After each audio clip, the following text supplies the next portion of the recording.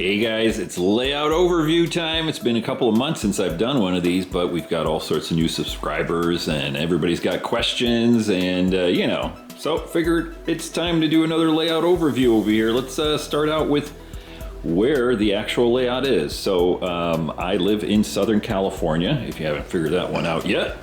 And my layout here, I'm gonna kind of back up here so you get the big picture of it, is in my garage here. So I can kind of pan around here. You can see I've got a 3-bay garage, kind of. This is like a 2.5 bay right here. Got my workbench over here.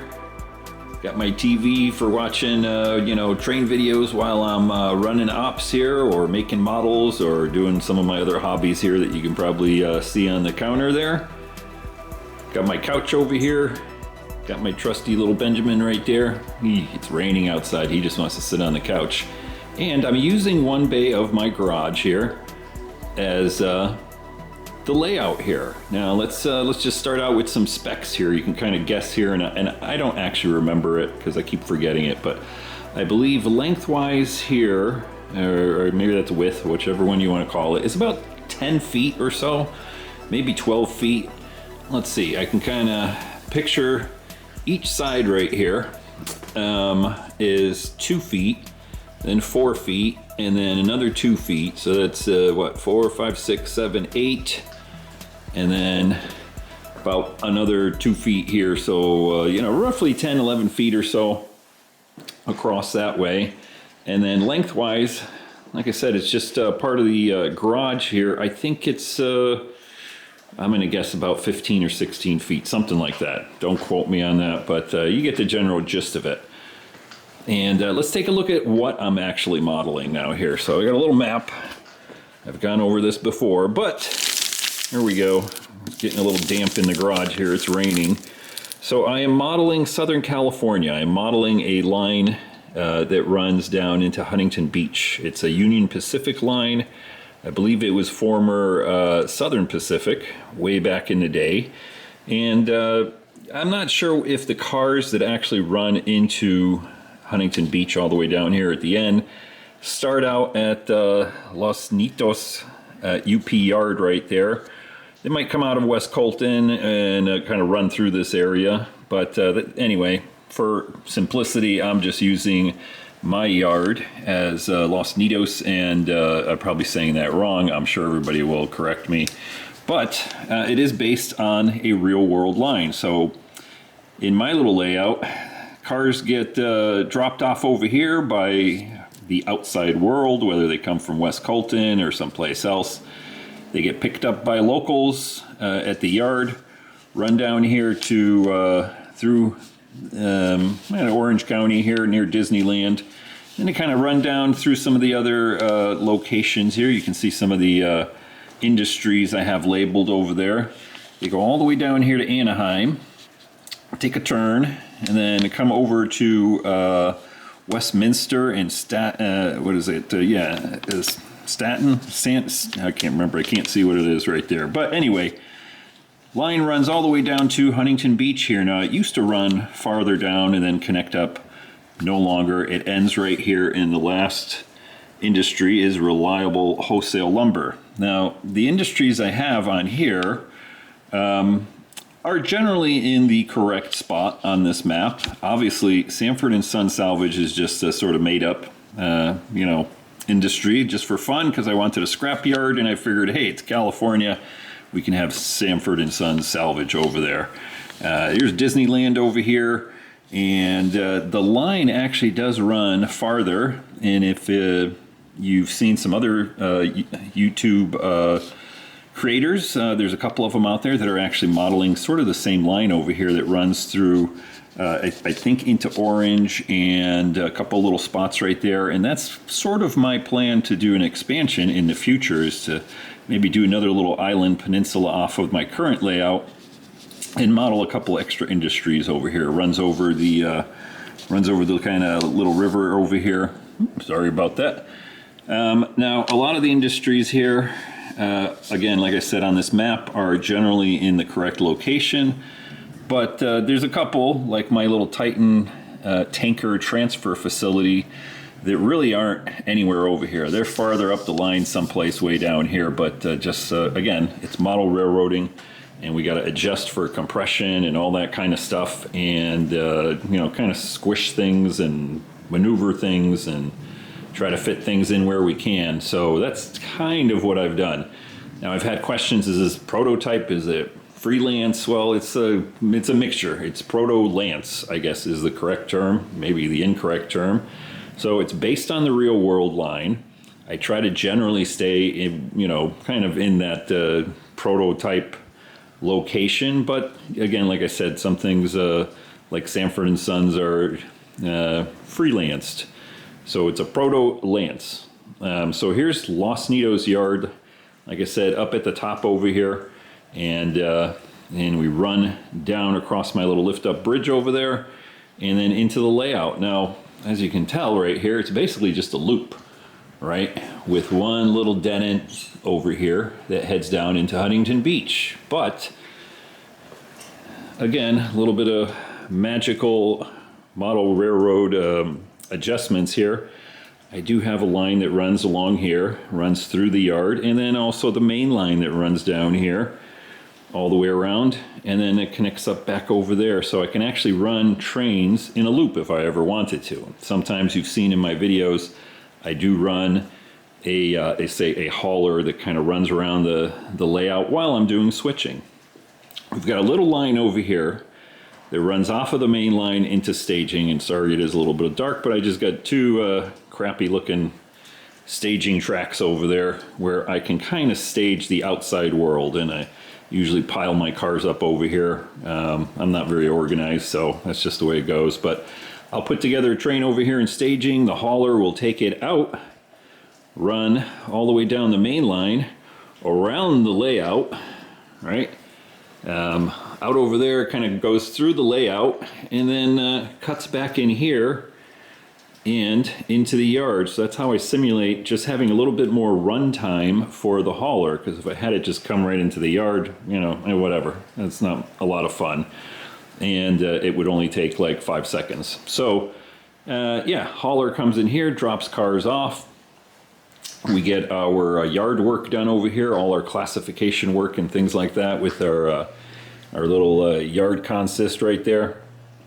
And then we take a local and head on out into the layout to do our switching. Let's go over the lift-up bridge, because I did have a few questions about it. So just so you can see here, it's just a board cut and track on top of it. Got the track wired right there.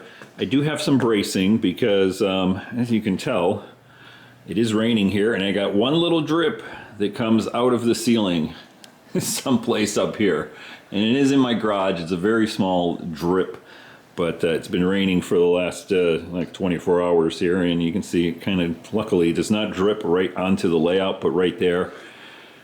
So got to get that fixed at some point. Anyway, back to the bridge over here. I did put some of this bracing right here because when this did get wet, or even when it got a little bit moist, or even when it gets a little bit cold, it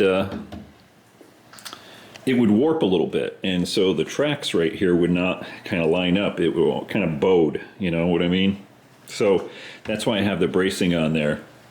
As far as construction, it's the simple little method here. I basically have two hinges right here on top. Kind of got them camouflaged there a little bit, but they are on top right here. Have them camouflaged with a little bit of static grass and some paint right there. They're screwed in right to the top here and here. Track is cut across the seam right there. And then back on the other side over here, you can see right over there, a little camouflage screw right there. And then I think I have another screw right over there. And you can see the two screws right there. They just drop into a couple of holes right here. Right there and right there, and that helps kind of align, or maybe it's this hole, I can't remember. They just align the track right here so it's not shifting back and forth, and it's worked out so far. I think I'm trying to remember how many years I've had this right now, at least a year or more, and no real problems. I don't have any problems with the tracks getting misaligned or anything like that. In the past, I had to kind of wedge this one up right here a little bit, and you can see I got a nail stuck right in there just to prop up this little end a little bit. But other than that, any kind of major temperature shifts or anything like that, don't really notice it. Works pretty good. Anyway, so let's keep going into here. We'll take a look at the line here. Here's the yard lead is the one right over here, and then the main line comes around on the outside right there. They connect up over here, and then we head into what I'm calling La Mirada and Cerritos over here, separated by our little wooded area right over here. And there's industries along the background right there, and obviously our tanker facility right over here, which really isn't there in the prototype real world. But hey, I got to fill the space with something right there. And then we head on down. We've got our plywood facility over here. Again, just flats in the background for the facilities with car spots right there. If you've watched my channel for any length of time, you know I kind of subscribe to the Lance Minheim sort of philosophy of model railroading and switching. I'm into switching. I'm not into sort of, rail fanning where you've got a layout where the train just kind of runs around in circles, If I had the space, I'd make a bigger layout. If I could take over the rest of the garage, maybe one day, and have a little bit more sort of longer trains, running through larger areas of, the area, and then actually dropping cars off. So this is mainly, you can consider it a shelf layout that's like really big, right? Anyway, let's follow along with our tracks here. Again, down at the over here, we head into Shasta Beverage. Got a couple more spots right there for dropping cars off. And I know I've talked about this before in the past. In order to kind of maximize the amount of layout that I have in the space that I've unfortunately am restricted by, even though this is 2 feet from the backboard to the end here, plus a couple inches here for our runaround. The industries here serviced on this side by connecting from the main line there through the wooded area really represents quite a long distance. So there's this little section right here of track, which is about 2 feet from the main line over to this end, signifies like several miles, right? If you could picture both of the facilities here, the tanker facility, and I should say the 3 facilities here, the plywood facility and Shasta Beverage, if you come over here, just picture this coming off and running out into another peninsula someplace with industries over there. Well, I took all that and I sort of folded it in right here and made it into my 2-foot section, right? So it kind of, again, this is where you get a little bit freelancy right here. So like this facility here is geographically separated way far from this facility over here. They're not right next to each other. So this is where we take a little bit of artistic license to kind of fit things in as they can on our layout. And then in order to kind of give it a little bit of more feeling of distance, that's why I started doing this little wooded area right here. I just needed to separate what's over here from what's over here. And if I just had nothing here but more concrete or whatever, they'd kind of be right next to each other. So it's just a little bit of a trick, to have scenery dividers, something like that. And in my case right here, I use in my little wooded area as a separation between everything that's down here, which is several miles away, from everything that's down here, right? So just a little bit of trickery right there, but it tends to work, right? We always use scenery dividers of different sorts, and we'll take a look at another little one as we continue through the layout right here. But again, even though this facility right here takes up this whole area right here, and it's right next to the main lines right over there.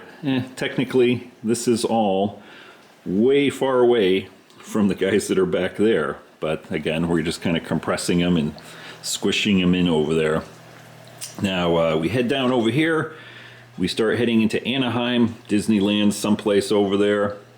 And in order to do a little bit of scenery dividing over here again, between everything that's out here in Anaheim and then everything that's down here heading down towards Huntington Beach, which is all the way at the end over there.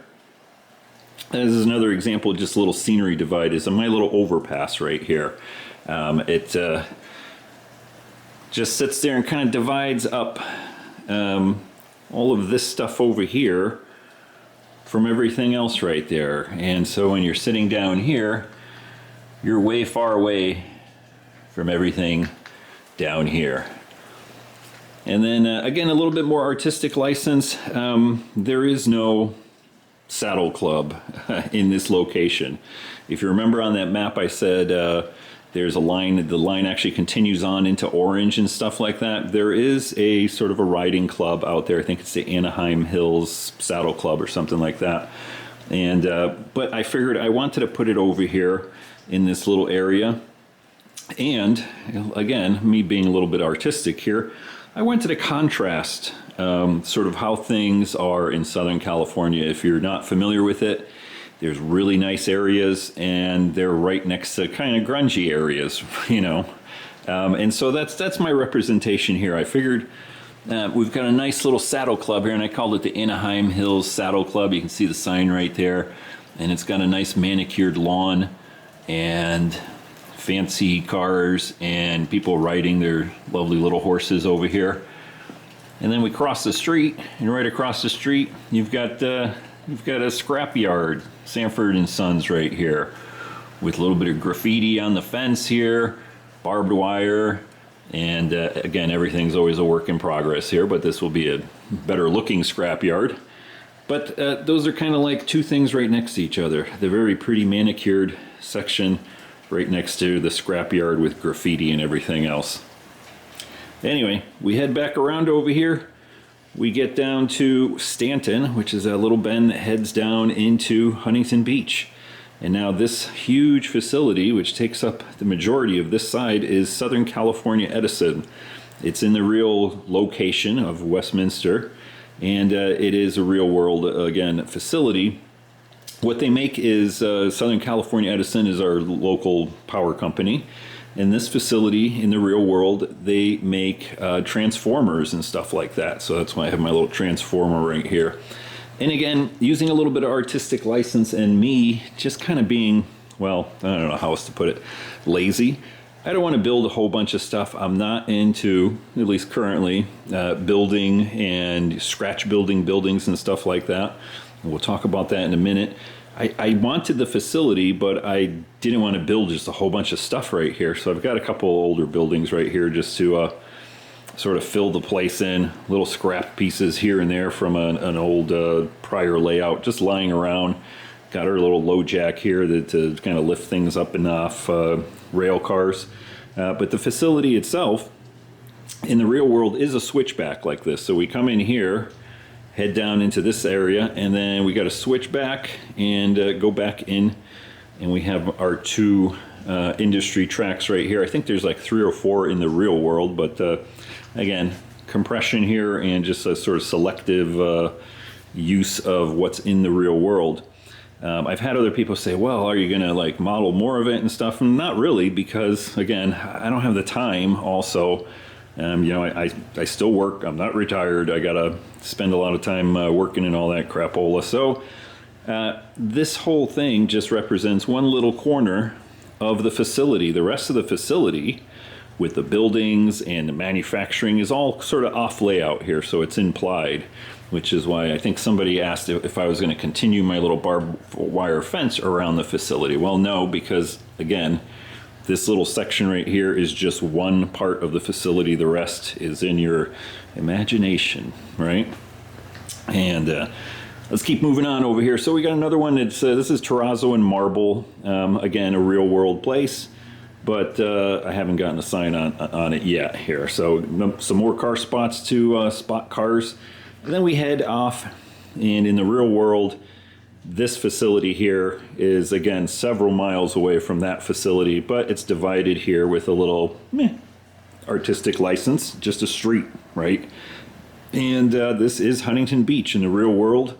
There is a lumber yard down at the end of the line, and that is what the final train ends up at. So we've got the end of the line right here. Excuse me. And then I thought, Huntington Beach seems to be just, I've been to Huntington Beach. I obviously live in the location here in Southern California. Wanted to kind of give it the feel of Huntington Beach. And so Jack's Surfboards is a real industry, and they make surfboards, obviously, famous surfboard place here in Huntington Beach. And the building that they're in actually is on the line. It's not currently serviced by rail, though, but the building they were in used to be, right? And so I figure, what the heck? Again, a little bit of artistic license here just to give this little location of Huntington Beach the flair. It's a surfboard shop, and they get materials for getting their surfboards and stuff like that. And then I've got a little cutout back there for Vans, little Vans shop right there. I went to, I think that one is either, no, I think that's a picture I actually took at the location. I went there and looked out at the, stood in front of it, just took a picture of it. And just to show you, a lot of the buildings here are cutouts. And I'll take Vans right here. Again, a little dust right there, but it's just a cutout on a piece of cardboard, currently mounted. Just print it out and stick it back there for a little bit of background decoration, just to show that this is Huntington Beach. Right. Some of the other buildings here I know I've talked about in the past. This is one of the first ones I did. I go to Google Street View, and these buildings I think are in Huntington Beach, or maybe just on the way to Huntington Beach, along with some of the other ones back there. There's an apartment complex, and if you go on Google Street View, you can position yourself on the street view and just take a screenshot of what you're looking at. You might have to take a couple of them and, move along the street view and take another picture of your screen. Take a screenshot, and then do a little Photoshop magic where you just kind of stencil them all together. I currently have some of these. This one's just on, like I said, it's the first one I did is just on some poster board right there.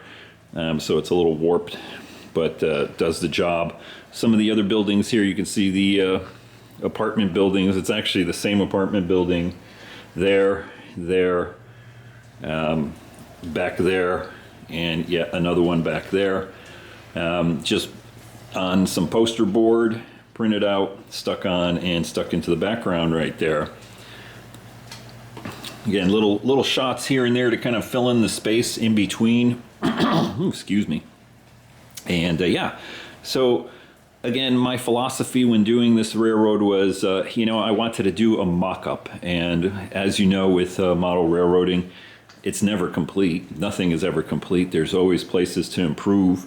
And so some of the buildings, like this one here, is just a poster board, again, with just some street view cutouts pasted onto it, and a little bit of more poster board kind of stuff to do the roof and everything. So all of these buildings that I have that are like that, and some of the flats on the other side, were going to be just mock-ups, right? Because eventually I'm going to come back here and I'm actually going to do like a boomer diorama sort of. If you don't know who that is, it's another guy that's on YouTube doing awesome videos on his layout, his shelf layout, and he's a super awesome model builder, goes into really good detail and stuff like that. And so eventually I'll replace these with something like that when I have the time. But like I was saying, the whole philosophy here was, let's just get something that looks halfway decent where I can run operations. Because if you haven't noticed, I'm into operations. I'm into running the trains and doing switching and stuff like that. And I don't have the time currently to spend on doing scratch-built buildings and things like that, even though I probably will enjoy it in the future and do that. And so currently, it's kind of a half-baked layout, but good enough for right now that allows me to do all of my switching, and my crazy neighbor is firing up his car out in the street there. Sorry about that if you hear that. But anyway, yeah, that's my philosophy here. Again, let's talk about some of the background spots. This is the one spot that, well, one of the two spots, this corner and the other one down there, where I just haven't finished anything yet. The mountains in the background, if you've been to Southern California, you always see some mountains in the background someplace. And so those mountains are actually outside of my backyard. And I don't live in Orange County, but close enough. But yeah, all the mountains in the background, I went into my backyard with my camera, took some pictures of the mountains. I have a nice view out over the valley, and I can see the mountains in the backyard. So on a nice day, I went out there, took some pictures, and basically just, again, Photoshop, printed out sections, taped them together, and stuck them on here. This is just regular old paper right here, and just put them out in the background right there, and basically ran them all the way around the entire layout. You can see right here, got a little bit of work to do still right over here. This is the other section that I've just constantly have not finished yet. And you can take other street view locations like these. I got to get back in here and start touching this up. I've taken a piece of street view where there's some trees like that, printed them out and just pasted them on right here temporarily.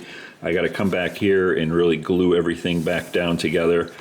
I tend to leave the paper up for a little bit and you know, let it go through its natural cycle of starting to curl and, you know, getting cold, getting hot, that sort of thing. And then I come back and really paste it down solid. So I haven't done that yet on this section. Oh boy, I'm babbling a lot. Let's see. I'm going to try to find or address some of the other questions that I've had in the past for the layout. Turnouts and track. All the track is code 100. Flex track for the most part, and code 100 turnouts. Now the turnouts are all Pico small electrofrog, except for this turnout right here, which is a medium Pico electrofrog. And the reason I use that is like they're DCC friendly, they're easy enough to use, and I use small because I don't have a lot of space here. I'd love to use large ones, but again, you're going to start running out of space the larger turnouts you use on some locations, especially in the yard. So I just went with small, like I said, except for this one right here. This is the only medium I have. Otherwise, every turnout is a Pico small. And they're easy enough to install. I've talked about this in the past, but the only thing you have to do is right here at the frog, you use rubber joiners on each one of these. That's the only thing, and then you power everything else. Everything else, or all the other track, every single piece of track on this layout is powered. So I have drops going down under the layout. I have a main bus wires, 2 of them that run underneath all the way around in a big circle, and every single piece of track is wired. So don't have to worry about you know, connectivity across joiners or anything like that. There's still 1 or 2 spots where sometimes I have an issue. And usually it's with the drops going down to the main line right there. Just need a little jiggling, or they're not connected correctly, you know, or it gets, you know, whatever. Who knows? It gets hot and cold, and the next thing I know, I got to go down there and jiggle it. But for the most part, everything runs nice and smooth. Let's come over here and we'll take a look at the yard. And again, I actually expanded this yard. If you go back in my playlist, I ended up, the yard actually ended right about here, and then I added this section right here when I did the main line to kind of run around the entire layout. Locomotives, for the most part, almost all of my locomotives are athearn Genesis locomotives, and they all have either keep alives or current keepers in them. The garage I found here is quite dusty, and you know, it's Southern California. We get dust. There's no getting around it. There's no way of sealing anything up or trying to keep the dust out. It's a losing battle, so I basically just put keep alives in every single one of my locomotives, and that I haven't had any trouble whatsoever with track work like that, other than the occasional spot where I gotta, maybe it gets a little bit too dusty, or I've done some construction and I just gotta make sure I clean the track. But for the most part, I don't really clean the track all that much, maybe once every 3 or 4 months, and it's not big enough. It's not a huge layout, so I can pretty quickly just take a rag and a little bit of either rubbing alcohol or some other cleaner, like a contact cleaner, just kind of damp cloth, and just kind of run across the tracks just to keep them a little bit clean. I have tried using the No-Ox, if you've heard of that. Let me go ahead and grab it right here. There we go. No-Ox sort of cleaner, and other people have not cleaner, but sort of, it's a goop. It's very almost like you can see almost like flux or something like that. But one of these, if you buy one of these, you'll never buy another one, because this will probably last you for the rest of your life. But I have found a little bit of trouble here. Mainly, I think it's because of the temperature fluctuations here within my garage and the dust accumulation. Now, you use that stuff very sparingly. I mean, like very sparingly. You won't even think you're putting any on, but that's how it's used, right? You get a little bit on the rail, and as you're running, it gets whatever. It gets moved around by the cars. But the problem I found was, and I don't think I used too much of it, because that's, again, like I said, other people have mentioned that, but I think I put just enough on. I wouldn't even think I was putting any on, but I did. And I think with the cooler weather, even though there's very little on there, it does tend to sort of, what do you call it? Get thicker, I guess is the best way to put it. And then also with the dust, it tends to kind of collect up the dust, or it's not that your track is sticky, but it's on there, and the dust does tend to sort of collect on there and then get picked up by the wheels of the cars and locomotives running across there. And so I've had a couple of issues where, my locomotives start stuttering a little bit, and I look at the wheels and they're kind of grimed up. So unless you got a decent sort of non-dusty location, whatever. Enough about No-Ox. Use it with a little bit of caution there, Anyway, I'm trying to think oh yeah, let's talk about my DCC system. So I do use the ESU cab controller. Let me put this down here. We'll fire it up and kind of just take a look at it. So the unit comes with this handheld wireless controller and a power brick that's underneath the layout, and just a sort of the base station. It looks just like your average internet router. It is ESU, so it's built by European-based company that is obviously big in the model railroad industry with decoders and so forth. Which you can take one way or the other. I prefer using a US based stuff, but hey, to each their own. I kind of like the layout of this and the simplicity of this DCC system, because it's all contained, and it's a little bit more modern. It has a touch screen. It runs Android, so if you're familiar with an Android phone, pretty much the same thing here. Runs the program right here. Hopefully this doesn't die on me. But I kind of like this unit because of the big wheel on there, and it is powered, meaning it does go back and forth once I actually turn the layout on. And I really like the 4 buttons it has on the side. You can see 2 right there, and then 2 right there. Those are programmable, and the way I hold this, I kind of hold it like this and do my controlling, and then I can also touch all the buttons right here. And so I have the reverser, is programmed to that button. The what is it? The brake is controlled on there, and you can see the brake icon kind of light up as I'm pushing it.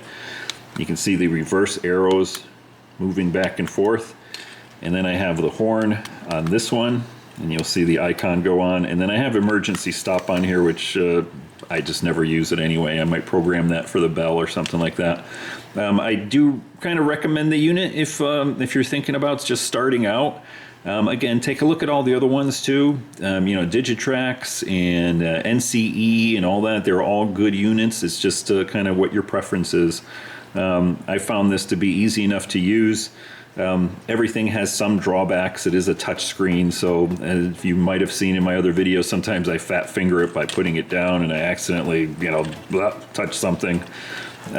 So that's one drawback on here, but otherwise, it's pretty good. I like it. I recommend it. All right, this is getting a little bit long, so I think that's a pretty decent overview here. Hopefully, I'll go ahead and shut that down. I gotta go plug it in and get it powered up. The battery's almost dead. Anyway, guys, hopefully that gives you a good idea of my layout here, where it is, what I'm using. If you have any other questions, post them in the video. And I always look at all of the comments. I try to reply to most of them, especially if you're asking a question or something like that, but I do read all of the comments. So if I didn't address something you have here, just go ahead and drop it in the comments there, and I can give you an answer. All right, guys, I am gonna go watch train videos here with Benjamin. Hey, puppy, you ready to watch something? Till next time, guys, take care.